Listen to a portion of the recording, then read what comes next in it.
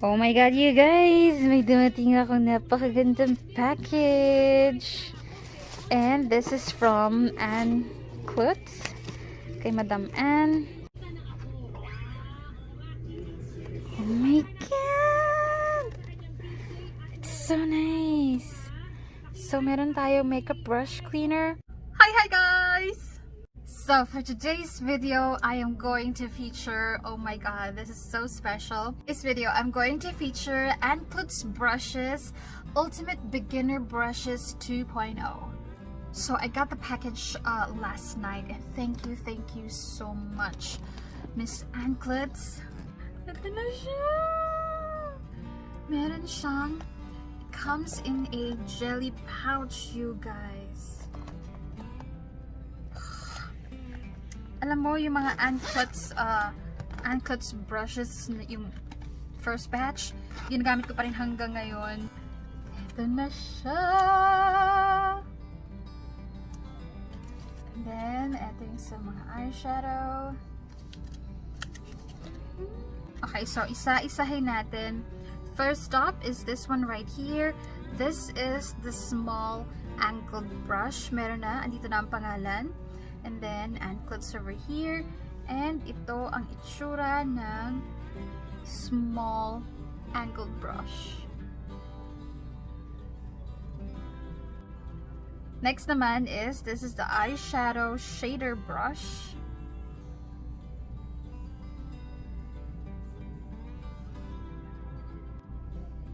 Next, we have the concealer brush.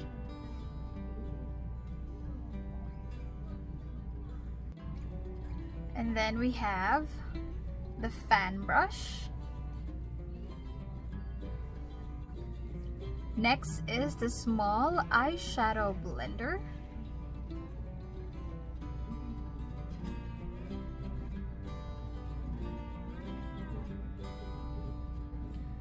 And the next one is the big blending brush.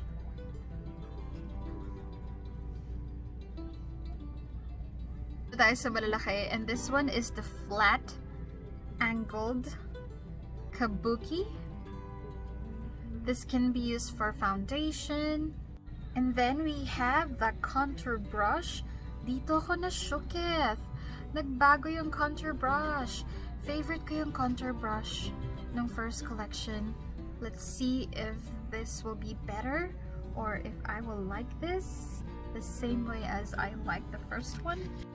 And then the next one is we have the blush brush. It's puffy. And then we have the powder brush. Ayan, the biggest of them all. Alright, so without further ado, let's start with the Get Ready With Me using the Clutz brushes. Ultimate Beginner Brush 2.0. First thing I'm going to do is mag-apply muna ako ng moisturizer. And gagamitin ko yung Quick Effects Tinted Moisturizer. Ang ganda din nitong makeup base. Parang ginamit ko to ng isang araw.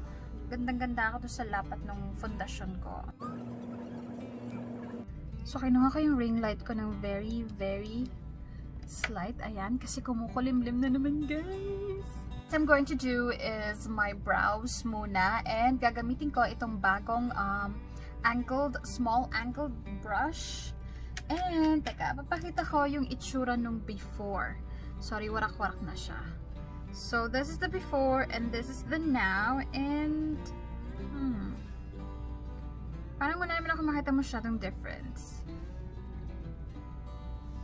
Yeah, it feels the same to me. You can use this for as an eyeliner, or perhaps siguro pwede dito sa, yeah, I'm gonna use this for my brows.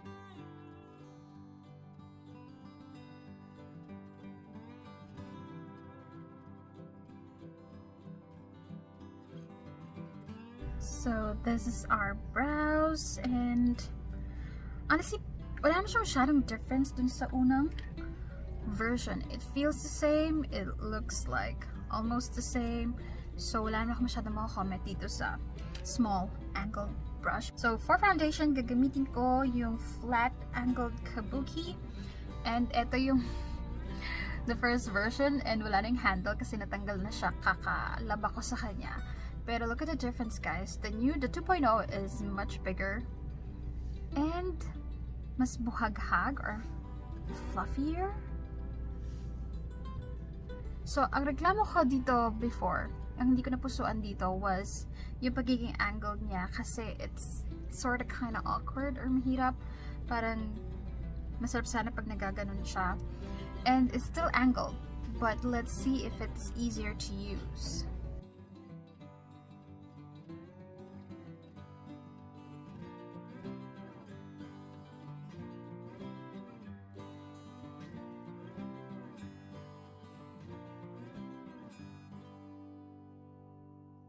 First impression with this brush, hindi ko naramdaman na angled siya, which is good for me. Kaya ang laki niya. Like, it's so big for a foundation brush. Well, I use this as foundation brush. And buhaghag siya. Okay naman siguro.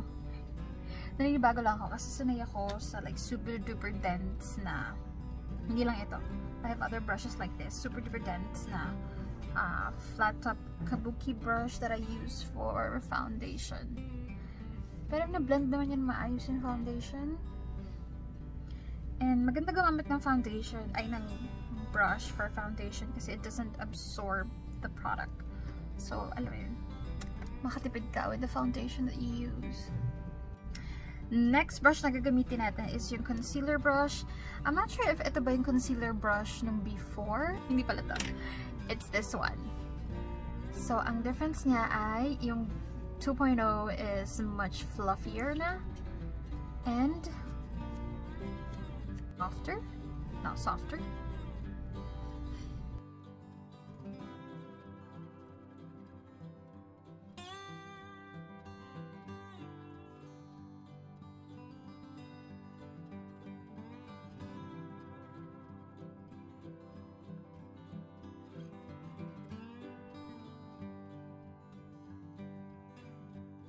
Feeling ko, kanya-kanya tayo ng, it depends on how you do your makeup. Ako kasi, I don't really use concealer brushes. Well, this is good to apply concealer, lalo na sa mga nook and crannies of your face that big brushes cannot reach. But, I can use this to apply concealer, but not blend it. You know what I mean? Ayan, yung mga ganyan siguro. Mga ganyan-ganyan lang. Pero like for the entire face, o kaya pag spot concealing, pero application lang, not so much of the blending. Next I'm going to do is set my face, and I am going to use itong powder brush. Hindi ko na mahanap yung powder brush ko, but I'm pretty sure it's at home. It's still with me, pero again, wala na rin yung handle. Natanggal na rin siya from the head. Pero I think the difference is this is parang mas rounder and it's so soft.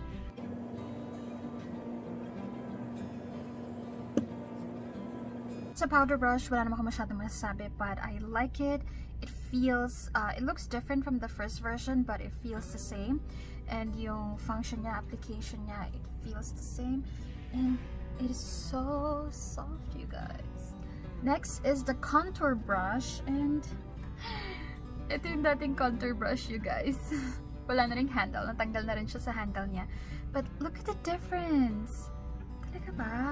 Ito, this is so my favorite kasi ang ganda ng pagkaka-angle niya, oh. Pang contour and everything.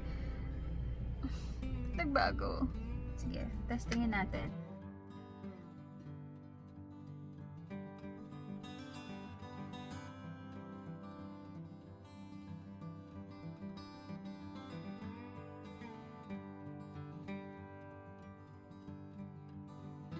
Okay, so okay naman siya. It does the job of contouring my face. Kaya lang nalalaparan ako sa kanya. Ayan o, compare niya dito ko dun sa first version. Ito talaga parang, you know, iuukan niya talaga yung contour sa face mo. Pero ito parang, ang chubby-chubby niya. So, para siya, hindi lang siya pang contour, pwede rin siya sa powder and everything. So, yun ba yung goal? Para maging siya, somehow, pwede sa, hindi lang contour, kundi sa powder din. And it's super soft, malambot siya, yun yung gusto ko sa kanya. Pero like, with the contour brush, I like the first version better. And now we have the blush brush, and if I remember correctly, parang ganito din yung peg ng first version. Kaya lang hindi ko na kasi ginagamit yon. Oo, hindi ko na alam kung nasan siya. I don't know. Pero parang ganito din yung peg niya. Pero I think this is sobrang dense kasi nung nasa first one. Ito mas medyo buhok-hag pa siya. So, and natatandaan ko hindi ko masyado napusuan yung blush brush ng first version. So, let's see if this is any better.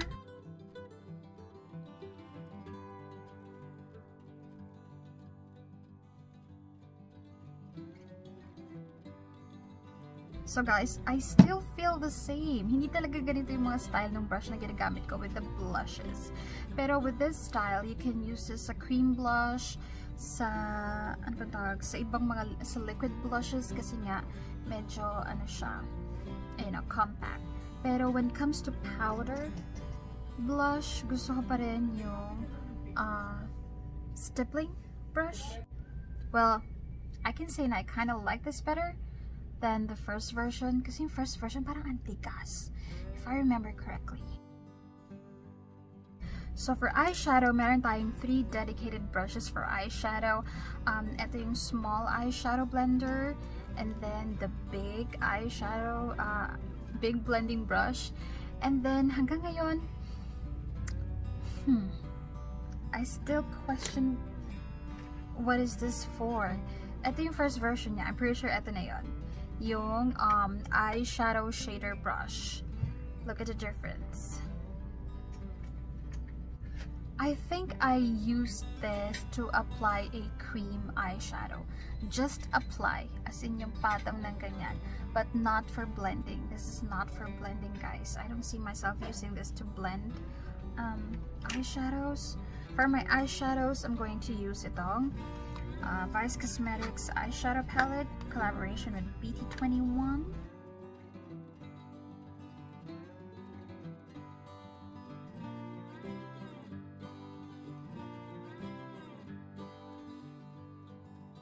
Then I'm going to use yung small eyeshadow blender.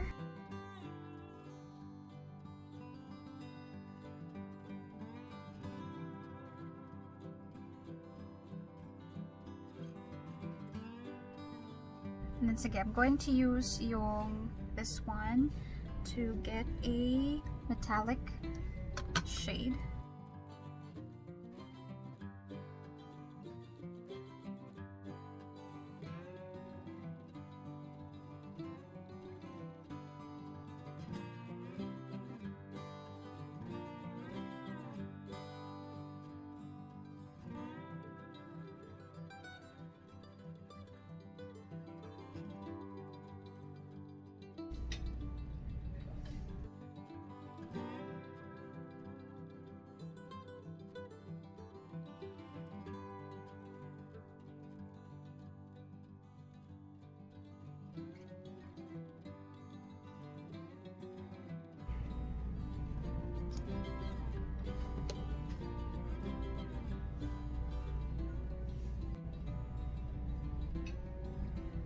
So I am done with my eye makeup, you guys. And you know what?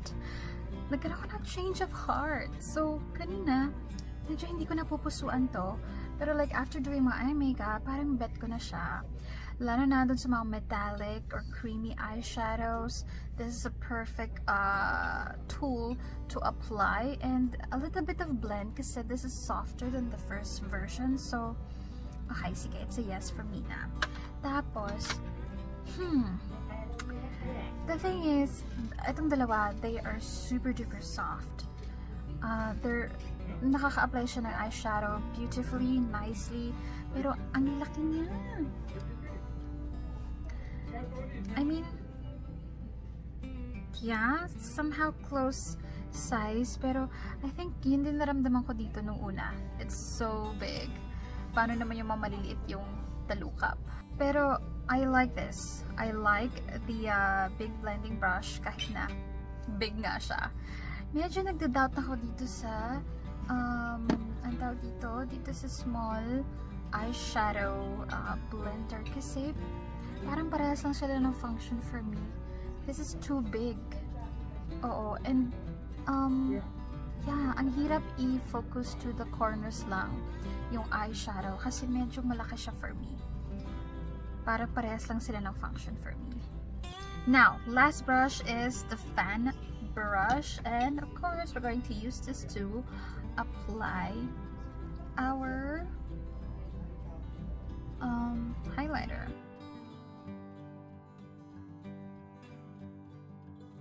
So for the lips, BLK Baked Nude.